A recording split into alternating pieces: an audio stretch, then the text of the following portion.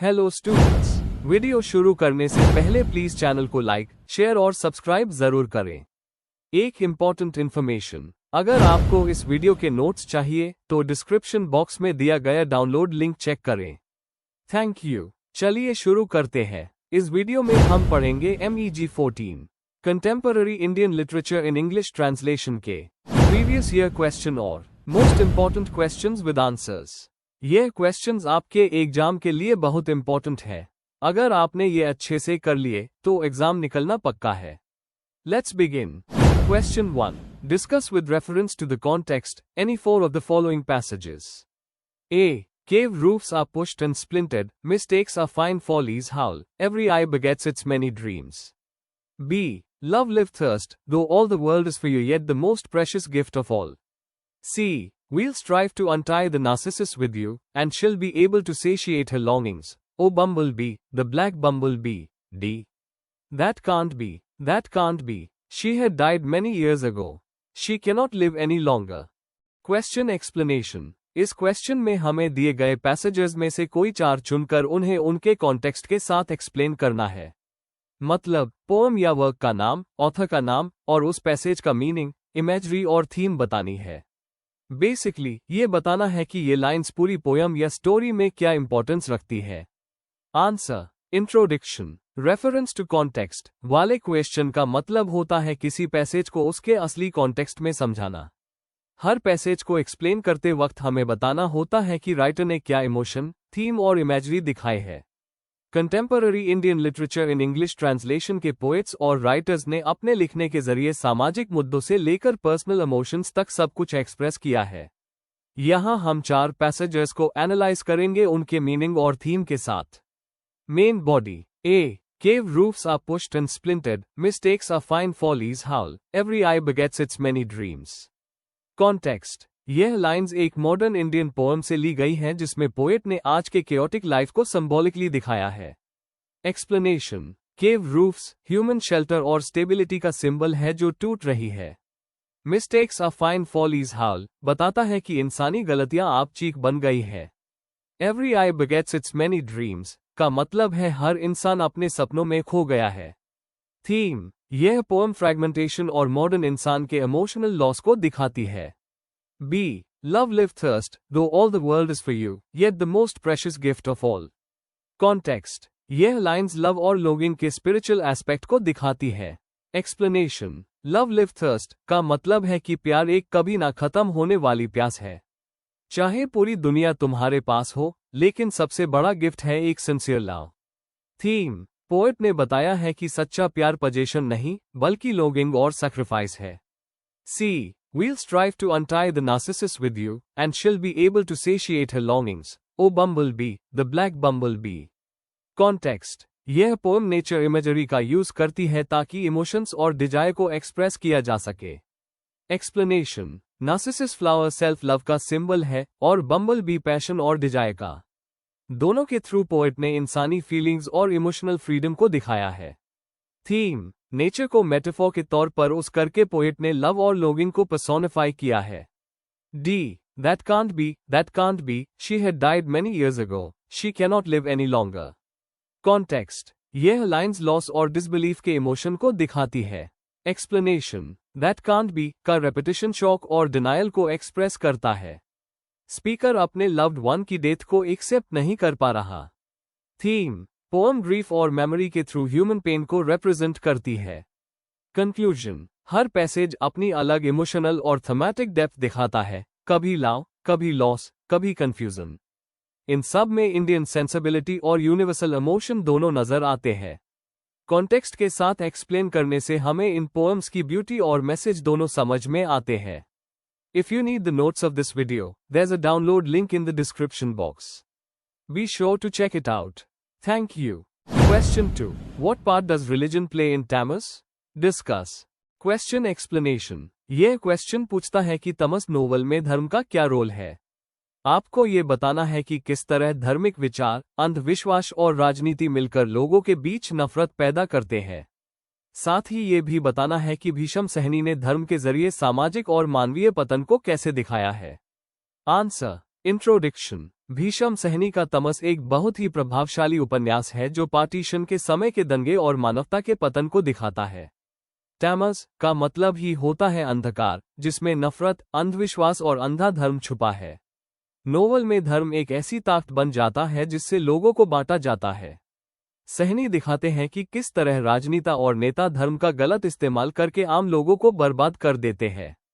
उनका उद्देश्य धर्म को निंदा करना नहीं है, बल्कि उसके गलत उपयोग को समझाना है। Main body. 1. धर्म का उपयोग दंगे और नफरत फैलाने के लिए। तमस में धर्म को तोड़ने और तोड़ने का जरिया बना दिया गया है। नाथू का सुअर मारना एक छोटी सी घटना होती है, लेकिन उससे बड़े दंगों की शुरुआत हो जाती है। मंदिर, मस्जिद और यात्रा जैसे पवित्र स्थानों को तोड़-फोड़ और नफरत का केंद्र बना दिया जाता है। सहनी ये दिखाते हैं कि जब धर्म राजनीति से मिल जाता है तो वो अपनी पवित्रता खो देता है। उदाहरण, मुराद अली जैसे नेता और अंग्रेज अफसर लोगों के धार्मिक जज्बात को अपने फायदे के लिए इस्तेमाल करते हैं। 2. पहचान और दर का प्रतीक। धर्म। तमस में धर्म इंसान की पहचान बन जाता है, पहले हिंदू, मुस्लिम, सिख और उसके बाद इंसान। दंगे के दौरान लोग अपनी धार्मिक पहचान छुपाते हैं क्योंकि जिंदगी और मौत यूएस पर निर्भर होती है। सहनी ने बताया है कि किस तरह धर्म के नाम पर लोगों के अंदर डर और अशांति पैदा होती है। उदाहरण, नाथू और उसकी पत्नी का डर जब उन्हें समझ आता है कि सुअर मारने के क्या नतीजे होंगे, वो उनके मनोवैज्ञानिक बोझ को दिखाता है। 3. राजनीतिक ताकतों द्वारा धर्म का दुरुपयोग। नॉवल ये दिखाता है कि किस तरह राजनेता और अंग्रेज धर्म का अपने फायदे के लिए दुरुपयोग करते हैं। डिवाइड एंड रूल की पॉलिसी ने हिंदू मुस्लिम एकता को तोड़ दिया। धार्मिक त्योहार और जुलूस दंगे भड़काने के लिए इस्तेमाल किए जाते हैं। उदाहरण, ब्रिटिश ऑफिसर रिचर्ड इस दुर्व्यवहार का प्रतीक है, जो कम्युनल टेंशन को देखकर भी कुछ नहीं करता, क्योंकि उसका फायदा इसी में है। 4. भीषम सहनी का मानववादी संदेश। सहनी का दृष्टिकोण मानववादी है। उन्होंने अंध धर्म और फैनेटिज्म को निंदा किया है। नॉवल के सभी धर्मों के लोग एक जैसे पीड़ित हैं, हिंदू भी, मुस्लिम भी। नाथू और हरनाम सिंह जैसे कैरेक्टर्स दिखाते हैं कि असली धर्म दया और संवेदना में है, न कि नफरत में। सहनी का मैसेज साफ है, धर्म का उद्देश्य जोड़ना है, तोड़ना नहीं। कंक्लूजन। तमस में भीषम सहनी ने धर्म के जरिए समाज के अंधकार को दिखाया है। उन्होंने बताया कि कैसे धर्म के नाम पर नफरत और हिंसा फैलाकर इंसानियत खो जाती है। उनका संदेश ये है कि दया, प्रेम और संवेदना ही असली धर्म है। जब तक हम इन मूल्यों को नहीं समझेंगे, तब तक तमस जारी रहेगा। If you need the notes of this video, there's a download link in the description box. Be sure to check it out. Thank you. Question 3. In what way is Tughlaq a well-structured play? Substantiate.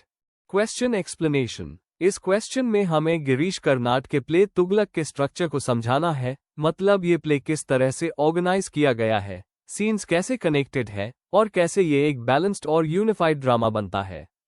हमें ये भी बताना है कि कर्नाड ने कैसे history और drama को मिलाकर एक स्ट्रॉन्ग नैरेटिव बनाया।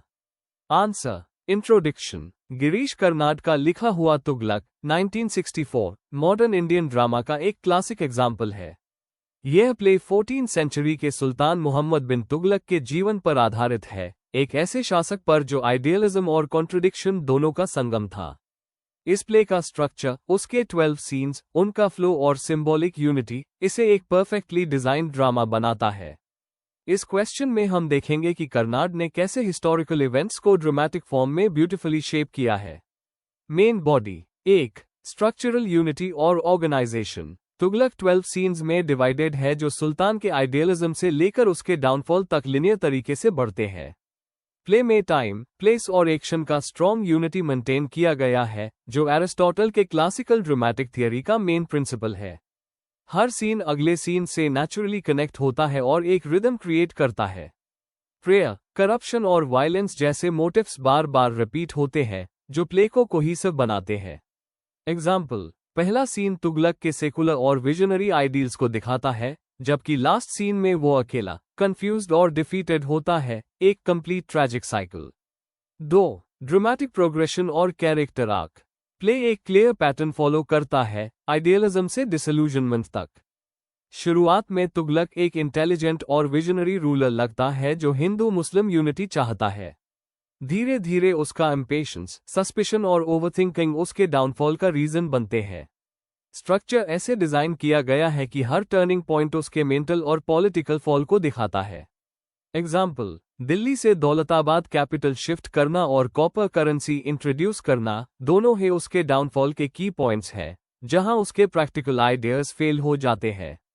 3. सिंबलिज्म और थीमेटिक कोहेरेंस। प्ले का स्ट्रक्चर उसके थीम्स को रिफ्लेक्ट करता है, स्पेशली आइडियलिज्म और प्रैक्टिकलिटी के बीच का कॉन्फ्लिक्ट। कर्नाड ने चेज, प्रे और नाइट जैसे सिंबल्स उस किए हैं जो तुगलक के इनर टर्मोइल को रिप्रेजेंट करते हैं।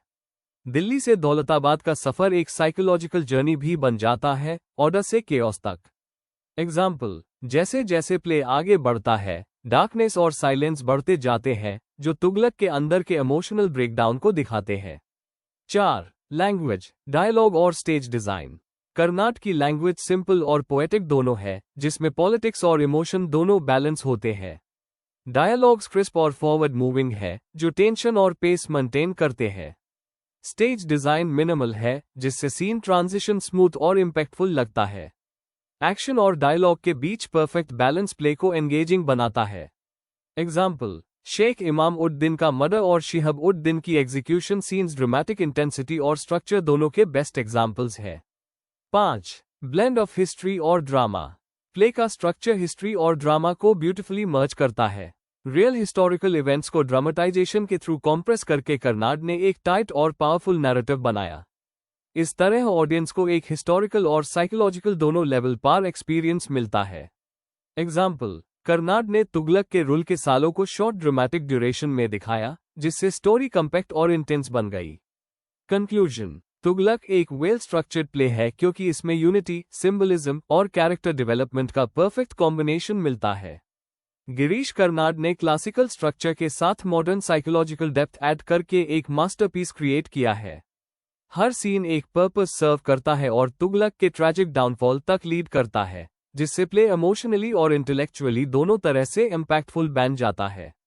If you need the notes of this video, there's a download link in the description box. Be sure to check it out. Thank you. Question 4. Write short notes on any two of the following, in 400 words. A. The role of memory in birds. B. Narrative technique in Salt. C. The compromise as an allegory.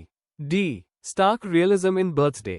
Question explanation. इस question में आपसे कहा गया है कि आप दिए गए 4 टॉपिक्स में से कोई 2 पर शॉर्ट नोट्स लिखें। हर नोट में आपको यूएस टेक्स्ट का सेंट्रल थीम, स्टाइल और ऑथर के मैसेज को एक्सप्लेन करना है।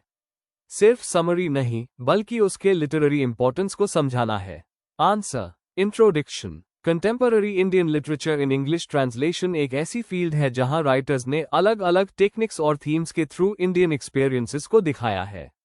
बर्ड्स, सॉल्ट, द कॉम्प्रोमाइज और बर्थडे जैसे काम इंसानी जज्बात, यादों और सोशल रियलिटी पर फोकस करते हैं। यहां हम डिस्कस करेंगे the role of memory in birds और stark realism in birthday. A. The role of memory in birds. 1. Memory as a central theme. कहानी में यादें दर्द और हीलिंग दोनों का सोर्स है। कैरेक्टर्स अपनी यादों के जरिए अपने प्रेजेंट को समझने की कोशिश करते हैं। मेमोरी पर्सनल और कलेक्टिव एक्सपीरियंस के बीच एक ब्रिज का काम करती है। 2. Reconstruction of identity through memory. Characters अपनी यादों के थ्रू अपनी पहचान दोबारा बनाते हैं। पास्ट को याद करके वो अपने इमोशंस और रिलेशनशिप से जुड़ते हैं। जैसे साइकोलॉजी कहता है, मेमोरी हाई हमारी आइडेंटिटी को शेप करती है। 3. Narrative technique and flashbacks. Author ने स्टोरी को नॉनलिनियर स्टाइल में लिखा है, जहां फ्लैशबैक्स इंपॉर्टेंट रोल प्ले करते हैं। पास्ट और प्रेजेंट मिक्स होते हैं, जिससे रीडर को प्रोटैगनिस्ट के माइंड का एक्सपीरियंस मिलता है। यह टेक्निक स्टोरी को इमोशनल और रियलिस्टिक दोनों बनाती है। 4. Symbolism of birds. Birds freedom और रिमेम्बरेंस का सिंबल है। बर्ड्स के जरिए ऑथर दिखाता है कि यादें कभी अपलिफ्ट करती है, कभी दर्द देती है। यह इमेजरी स्टोरी के इमोशन को डीपन करती है। B. Stark realism in birthday. 1. Introduction to realism in the story. Birthday एक सिंपल लेकिन पावरफुल कहानी है जो रियल लाइफ के हार्श ट्रूथ्स को दिखाती है। ऑथर ने पॉवर्टी, लोनलीनेस और सोशल स्ट्रगल को बिना मेकअप के जैसे है वैसे दिखाया है। ये रियलिज्म कहानी को इमोशनल और रिलेटेबल बनाता है। 2. Depiction of ordinary life. Story common लोगों के इमोशनल स्ट्रगल को हाईलाइट करती है। एक छोटी सी इंसिडेंट, बर्थडे, के जरिए ऑथर ने डीपर सोशल इश्यूज दिखाए हैं। लैंग्वेज सिंपल है, जिससे रियलिज्म और इम्पैक्ट दोनों बढ़ते हैं। 3. Characterisation and psychological depth. Characters simple है, लेकिन उनके इमोशंस रियल और कॉम्प्लेक्स है। ऑथर ड्रामा नहीं, बल्कि उनके अंदर के कॉन्फ्लिक्ट दिखाता है। इसी सिंप्लिसिटी में कहानी की ब्यूटी है। 4. Language and style. Language plain और सीधी है, कोई अननेसेसरी डेकोरेशन नहीं। सेटिंग और मूड के डिस्क्रिप्शन से एक रियल एनवायरनमेंट बनता है। रीडर इजीली इमेजिन कर सकता है जो ऑथर दिखाना चाहता है। कंक्लूजन। बड्स और बर्थडे दोनों हाई इंसानी लाइफ के डिफरेंट एस्पेक्ट्स को एक्सप्लोर करते हैं। एक तरफ मेमोरी है जो हमें पास्ट से जोड़ती है, और दूसरी तरफ रियलिज्म है जो हमें प्रेजेंट का सच दिखाता है। दोनों वर्क्स इंडियन लिटरेचर के इमोशनल डेप्थ और सोशल अवेयरनेस को रिप्रेजेंट करते हैं। Before we end, please like, share and subscribe the channel for more such study materials and one important information अगर आपको नोट्स चाहिए, तो डिस्क्रिप्शन बॉक्स में डाउनलोड लिंक दिया हुआ है। जरूर चेक करें। Thank you.